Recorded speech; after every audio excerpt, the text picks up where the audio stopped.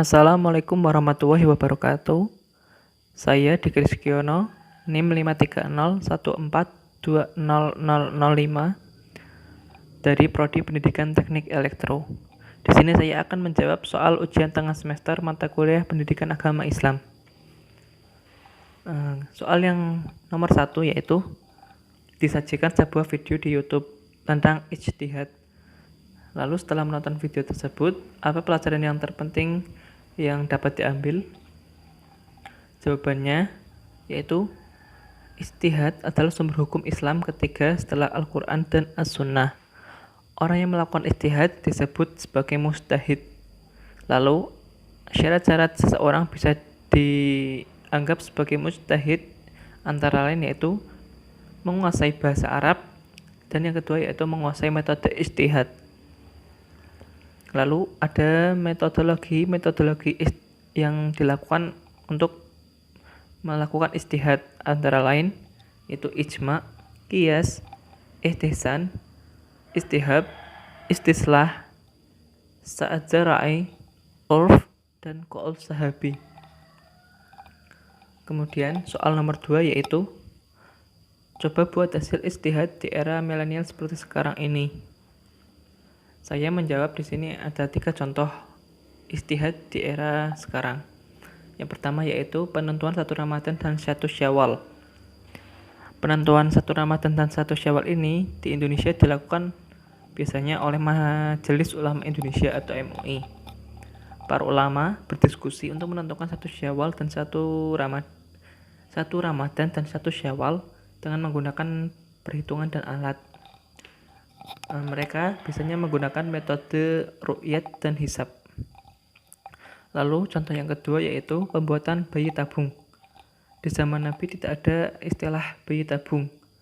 Lalu di zaman sekarang para ulama memutuskan bahwa bayi tabung diperbolehkan untuk menjadi sebuah solusi menyelesaikan masalah kesuburan dengan syarat yang melakukan proses bayi tabung ini haruslah mempunyai ikatan suami istri.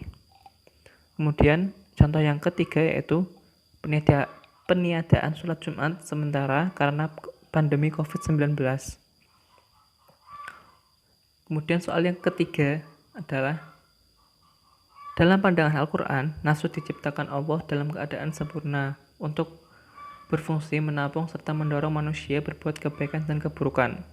Oleh sebab itu, sisi dalam manusia ini harus mendapatkan perhatian yang lebih besar dibanding sisi fisiknya. Hal ini sebagaimana firman Allah dalam surat Asy-Syams ayat 7-8 yang artinya, demi nafs serta penyempurnaan ciptaan, Allah mengilhamkan kepadanya kefasikan dan ketakwaan.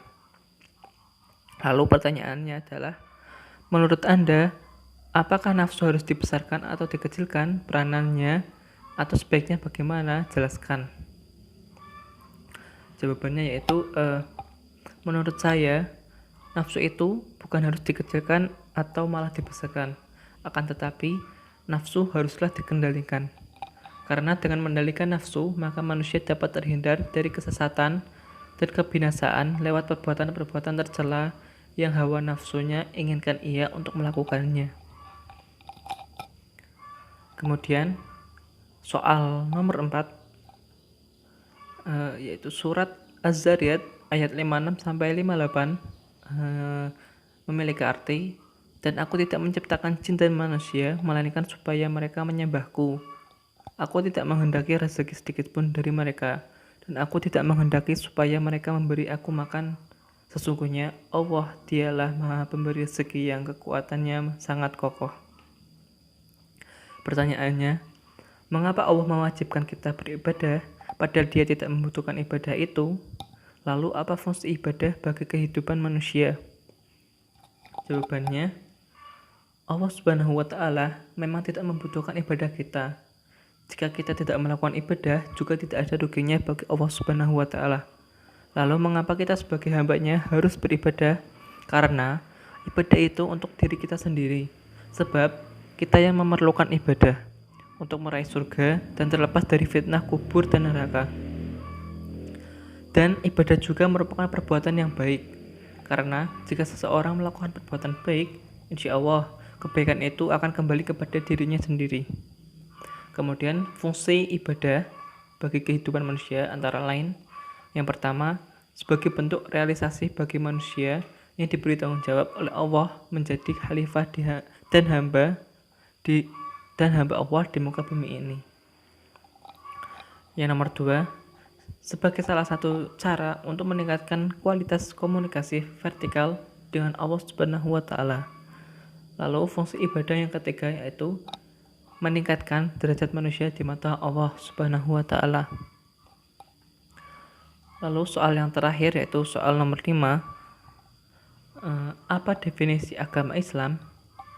Lalu jawabannya adalah agama Islam adalah agama yang diturunkan oleh Allah Subhanahu wa Ta'ala dengan perantara malaikat Jibril dan disampaikan oleh Nabi Muhammad SAW kepada umat manusia sebagai petunjuk dan pedoman hidup di dunia ini.